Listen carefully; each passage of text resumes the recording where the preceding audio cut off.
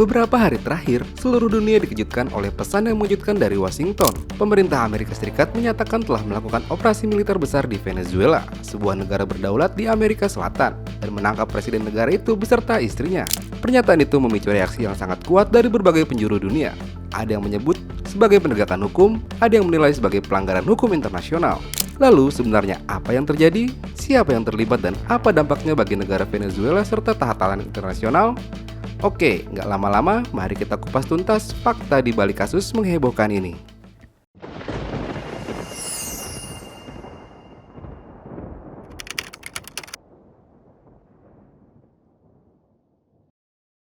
Selamat datang di channel Istana Media, platform berita yang selalu mengupas tuntas berita viral.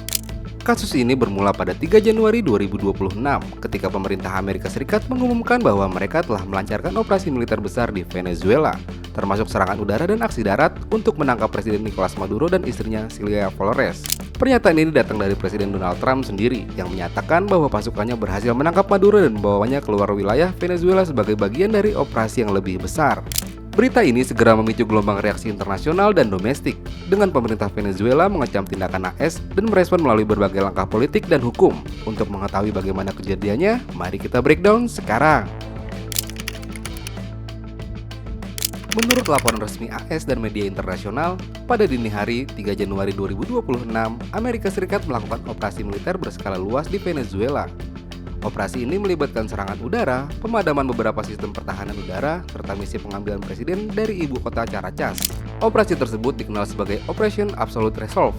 Dalam operasi itu, pasukan khusus, termasuk unit elit seperti Delta Force, dilaporkan terlibat dalam penguasaan lokasi-lokasi strategis dan penangkapan Presiden Maduro. Serangan udara dibarengi dengan misi tergesa-gesa menghentikan sistem pertahanan. Dalam beberapa jam, Maduro dan istrinya disebut telah berhasil ditangkap dan diterbangkan keluar dari Venezuela.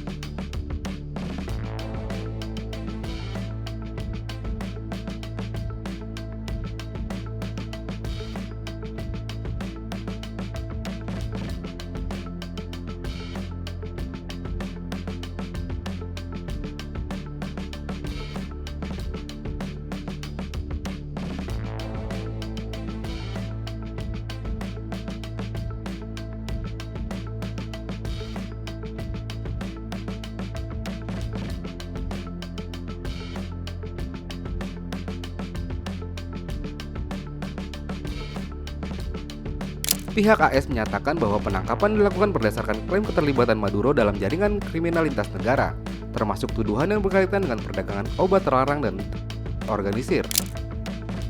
The illegitimate dictator Maduro was the kingpin of a vast network responsible for into the United States. As alleged in the indictment, he personally oversaw the vicious cartel known as Cartel de las Solas, which flooded our nation with lethal poison, responsible for the deaths of countless Americans, many Americans, hundreds of thousands over the years of Americans because of him. Maduro and his wife will soon face the full might of American justice and stand trial on American. Keluar dari negara itu, mereka dilaporkan dibawa ke Amerika Serikat untuk menjalani proses hukum, termasuk kemungkinan pengadilan terkait tuduhan tersebut di distrik selatan New York. Pemerintah Venezuela dan otoritas resmi menanggapi tindakan ini secara keras dan mengecamnya sebagai penculikan dan agresi terhadap kedaulatan negara. Beberapa reaksi penting di sisi Venezuela, seperti Wakil Presiden Venezuela mendesak AS menunjukkan bukti bahwa Maduro masih hidup dan berada di bawah kendali mereka, menyebut tindakan tersebut sebagai agresi dan pelanggaran hukum internasional. Y ante este brutal ataque, nosotros desconocemos el paradero del presidente Nicolás Maduro y de la primera dama Cilia Flores. Exigimos al gobierno del presidente Donald Trump prueba de vida inmediata de la vida del presidente Maduro y de la Tentara dan pejabat tinggi nasional menolak klaim AS, menyatakan operasi tersebut sebagai serangan terhadap negara berdaulat dan pengkhianatan terhadap prinsip non-intervensi. La Venezuela libre, independiente y soberana rechaza con toda la fuerza de su historia libertaria la presencia de estas tropas extranjeras que solo han dejado y destrucción. Reaksi publik juga muncul di dalam negeri, dengan sejumlah pendukung Maduro berkumpul di luar istana kepresidenan untuk menyatakan dukungan mereka atas pemimpin yang dinyatakan hilang itu. Kabar penangkapan ini tidak hanya mengguncang Venezuela dan Amerika Serikat. Reaksi datang dari berbagai negara di seluruh dunia. Berbagai negara seperti China dan Rusia mengutuk tindakan AS, menyebut pelanggaran hukum internasional dan menyerukan pembebasan Maduro dan istrinya. 1月3号，美国派兵强行控制委内瑞拉总统马杜罗夫妇，并移送出境。多国政府发声对此表示反对。中国外交部发言人今天对此回应表示，中方对美方强行控制马杜罗总统夫妇并移送出境表示严重关切。美方行径明显违反国际法和国际关系基本准则，违反联合国宪章宗旨和原则。中方呼吁美方确保马杜罗总统夫妇人身安全，立即释放马杜罗总统和夫人，停止颠覆委内瑞拉政权，通过对话谈判。 Sementara negara lain lebih berhati-hati, menekankan bahwa situasi ini harus ditangani melalui mekanisme hukum internasional dan diplomasi, bukan dengan aksi militer unilateral. Seruan ke Dewan Keamanan Perserikatan Bangsa-Bangsa atau PBB untuk memanggil sidang darurat juga tercatat dari beberapa perwakilan diplomatik Venezuela dengan tujuan mengevaluasi legalitas operasi tersebut dalam kerangka hukum internasional. Dari peristiwa ini, ada beberapa pelajaran penting yang bisa dipetik. Pertama, operasi besar seperti ini menunjukkan ketegangan tinggi di panggung global. Intervensi militer antar negara yang melibatkan kepala negara jarang terjadi dan memiliki konsekuensi luas. Kedua, legalitas hukum dan internasional menjadi pusat kontroversi.